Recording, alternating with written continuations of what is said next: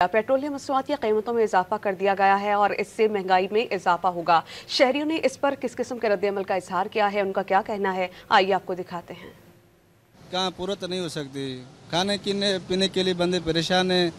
अभी ये बढ़ता जा रहे हैं तो लोग क्या करें। अभी महंगाई पे तो हमारी हुकूमत ही कुछ नहीं कर रही है, हमारे हुक्मरान कुछ कर रहे हैं। उनको होना चाहिए कि थोड़ी सी महंगाई कम करें। कितनी आमदनी नहीं है, 25,000 की सैलरी है। सस्ता करना चाहिए हुकूमत को, देखना चाहिए आवाम का।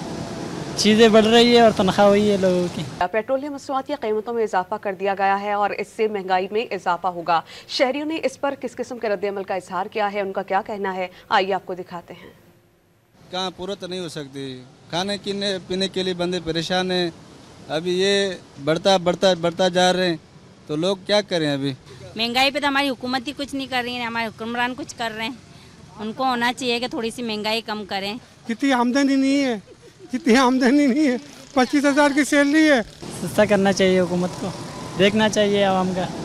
चीज़ें बढ़ रही है और तनख्वाह हुई है लोगों की।